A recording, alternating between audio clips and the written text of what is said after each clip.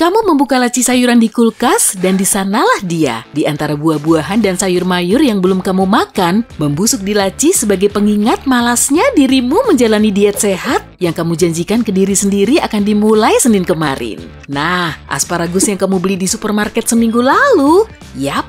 Oke, kamu butuh motivasi? Asparagus kaya akan kandungan luar biasa bernama antioksidan. Antioksidan membantu menurunkan efek berbahaya dari, ya, pada dasarnya apapun, termasuk stres. Dan kalau kamu terus kesulitan menurunkan angka di timbangan, bisa jadi asparagus adalah solusi yang kamu butuhkan. Asparagus mengandung sekitar 94% air dan hanya menyimpan 32 kalori dalam satu cangkir sajiannya. Tubuhmu juga mencerna asparagus secara perlahan. Setelah makan semangkok, kamu akan tetap kenyang sampai jam makan selanjutnya. Artinya, tidak perlu lagi mencari camilan siang berupa keripik dan cookies. Hiks.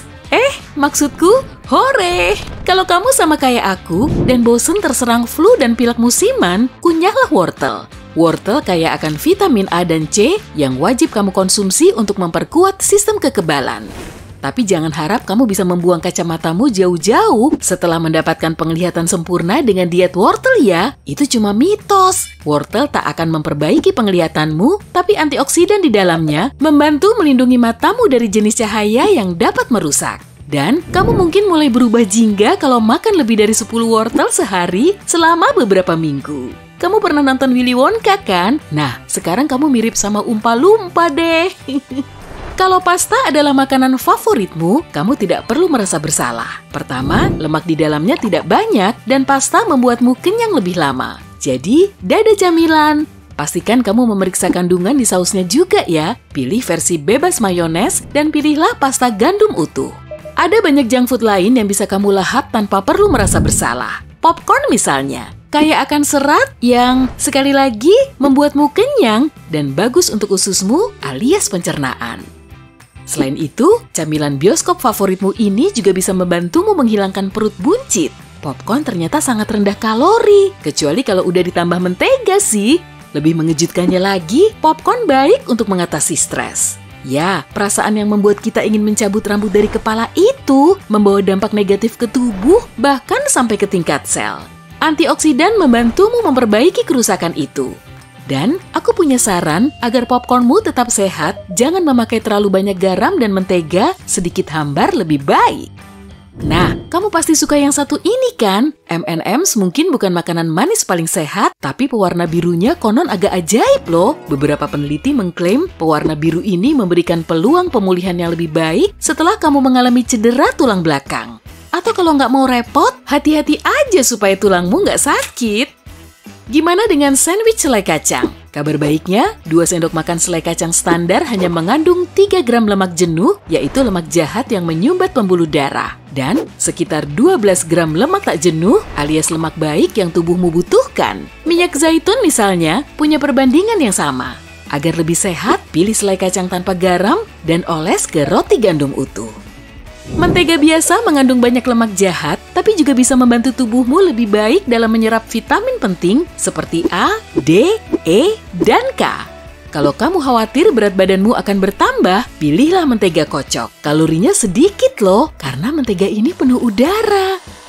Saus tomat apapun kaya akan sebagian besar manfaat baik yang terkandung dalam tomat biasa. Jantungmu menyukainya dan dapat membantumu melawan stres. Yap, si antioksidan ajaib itu lagi. Pilih saus tomat organik ya kalau bisa. Saus seperti ini dibuat dari tomat super sehat yang lebih kaya nutrisi. Setidaknya, itulah yang ditemukan penelitian terbaru dari Spanyol.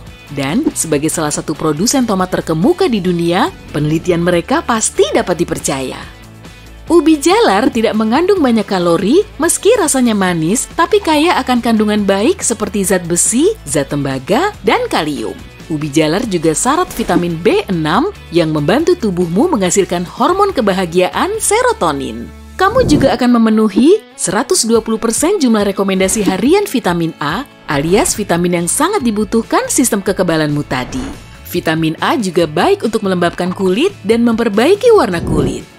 Bakteri dan makanan biasanya tidak boleh disatukan. Salah satu sumber bakteri adalah sayuran busuk di kulkasmu. Tapi di hidangan sauerkraut, keduanya bisa akur.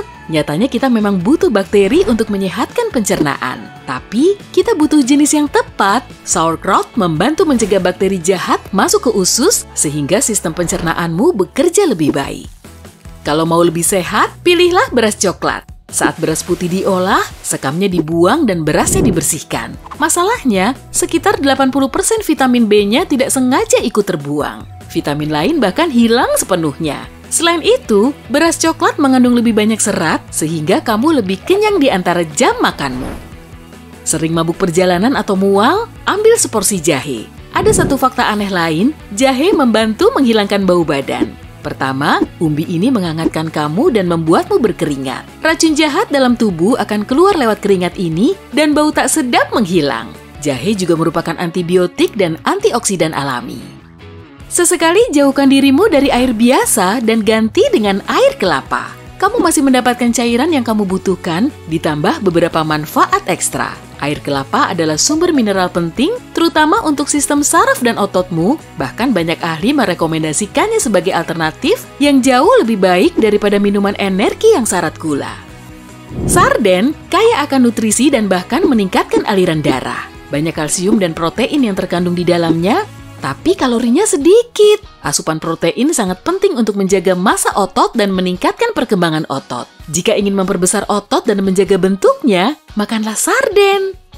Ikan kecil lain dengan predikat kecil-kecil cabai rawit adalah ikan teri. Ikan teri juga syarat protein, kalsium, dan asam lemak omega 3. Sama seperti ikan besar lainnya. Hei, coba pesan pizza ikan teri besok sore. Nah, kalau kamu intoleran laktosa tapi ingin mendapatkan manfaat dari produk susu, cobalah kefir. Susu fermentasi ini penuh bakteri, tapi jangan takut, ini bakteri baik yang dapat membantu menghilangkan atau mengurangi masalah intoleransi laktosa.